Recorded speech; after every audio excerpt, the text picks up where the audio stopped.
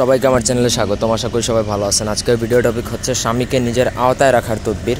অর্থাৎ আপনার স্বামী যদি অবাধ্য হয়, আপনার সাথে খারাপ ব্যবহার করে, অশুভ আচরণ করে, আপনাকে মারধর করে বা অন্য কোনো মেয়ের সাথে তার সম্পর্ক আছে, পরকীয়া করে, তাহলে তাকে কিভাবে নিজের আওতায় করবেন বা নিজের বাধ্যগত করবেন, এটা অবশ্যই একটা ভালো তদবির। প্রত্যেকেই এটা করতে পারবে।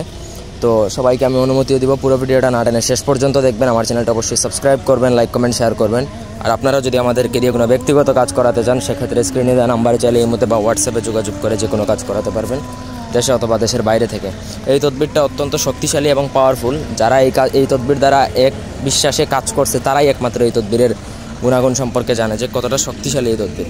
তো এটা হচ্ছে প্রথমত আপনাকে অজু করতে হবে, ঠিক আছে? অজু করে পাক পবিত্র হয়ে আপনার একটা আয়াত বা আল্লাহর একটা নাম বলতে হবে, সেটা হচ্ছে ইয়া বাসিতু। এটা হচ্ছে আল্লাহর 99টা গুণবাচক নামের মধ্যে একটা ইয়া বাসিতু। আপনাকে 300 বার পরে পানি অথবা যে কোনো খাবারের মধ্যে ফু দিতে হবে। ফু দিয়ে ওটা আপনার স্বামীকে খাইয়ে দিতে হবে গোপনীয়তার সাথে, যে কোনো সময় খাওয়ালেই হবে।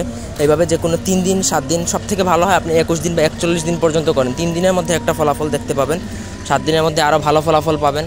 ঠিক কীভাবে 21 দিন 41 দিনের মধ্যে সে সম্পূর্ণরূপে আপনার আওতায় চলে আসবে, আপনার সাথে কোনো খারাপ ব্যবহার করবে না। এবং এটা অত্যন্ত শক্তিশালী। এটা যারা যারা করছে এক বিশ্বাসে, তারাই একমাত্র জানে যে এই তদবিরের গুণাগুণ কী। আপনাকে কোনো ওঝা বা কবিরাজের কাছে যেতে হবে না, আপনি নিজেই নিজের কাজটা করে ফেলতে পারবেন অনেক অনায়াসে। তো আশা করি বুঝতে পারছেন। এই ছিল আজকের ভিডিও। কোনো অংশ বুঝতে অসুবিধা থাকলে কমেন্ট করে জানাবেন। ব্যক্তিগত যে কোনো কাজে যোগাযোগ করতে পারেন। ধন্যবাদ সবাইকে। আল্লাহ হাফেজ।